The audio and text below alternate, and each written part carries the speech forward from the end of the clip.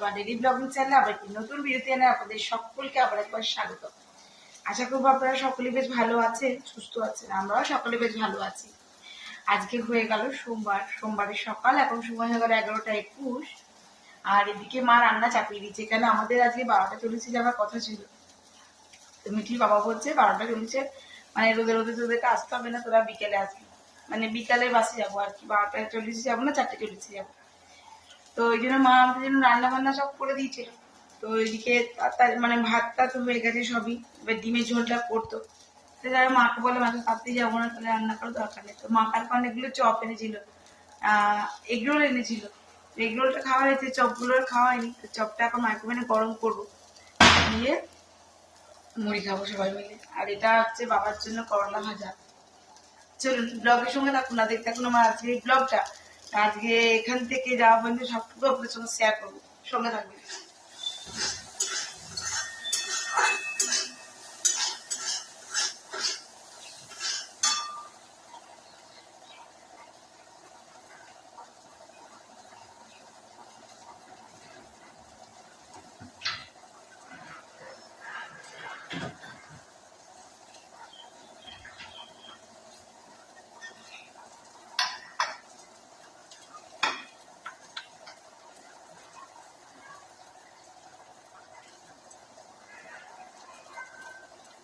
এগারো পর্যন্ত আমি মিঠি ঘুম থেকে ওঠেনি। এবার কি মিঠিকে উঠাবো, দিয়ে টিফিন খাওয়াবো।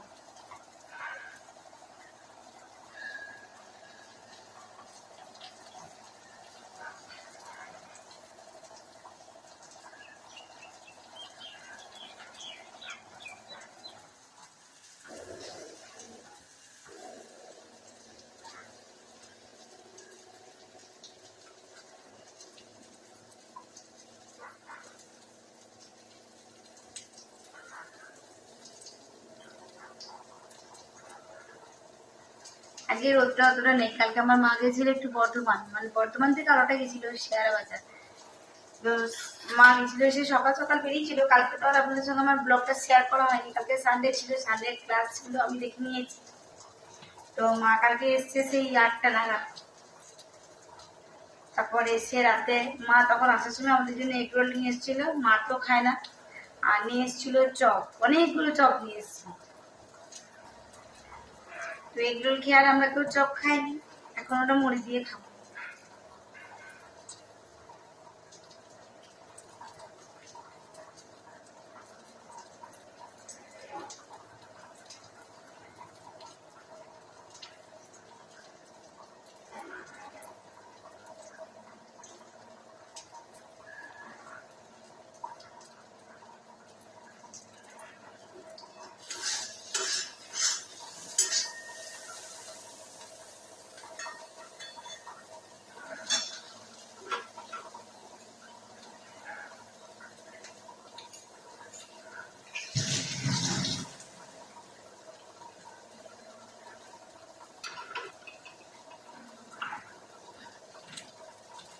নন্দি নেই, নন্দিটা ভুলে গেছি।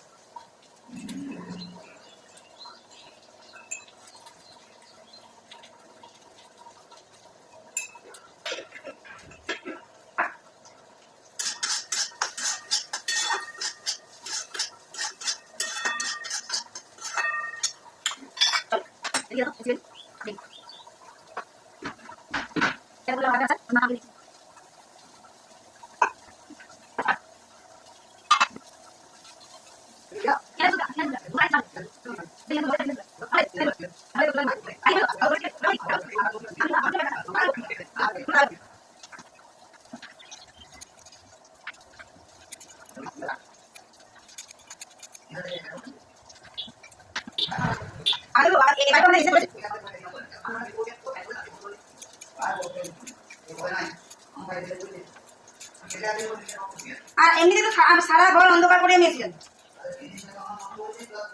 হ্যাঁ, ফালতু নষ্ট করলে তো বেশি দিন চলবেও না জিনিস।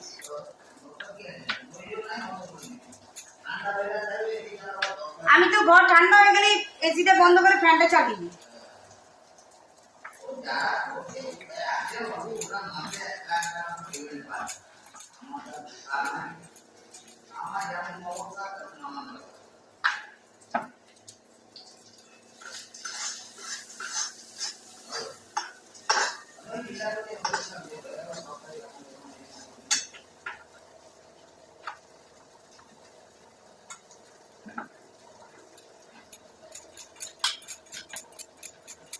মাখন করে কাছে কাছে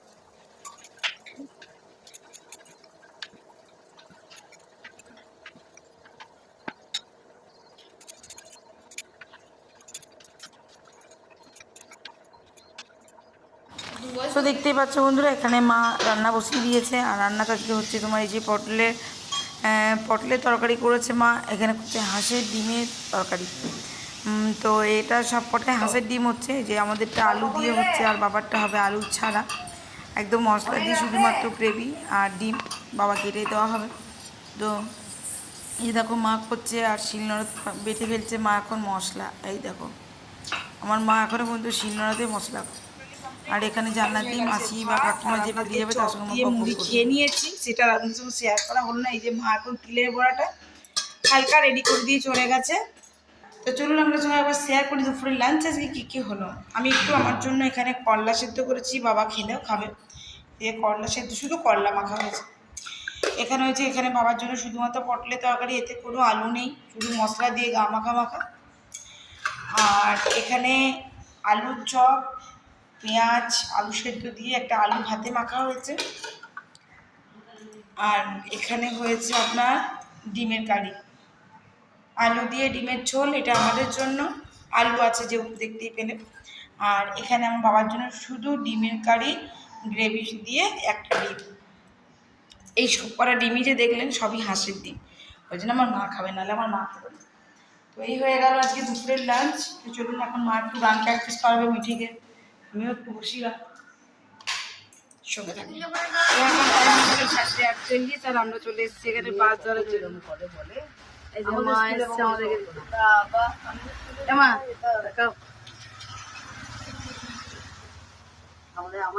রোদে রোদে মা চলে এসছে আমাদেরকে দিতে। আমরা বাস ধরবো। স্কুলে আমি পড়তাম যখন, আর এই যে ওদিকে মা বেটি বসে আছে। আমরা তো অনেকক্ষণ চলে এসেছি, অনেকক্ষণ মানে ওই যে 4:40 বাস, মানে ঘর ঢুকেছি আমরা 6:15 মধ্যে।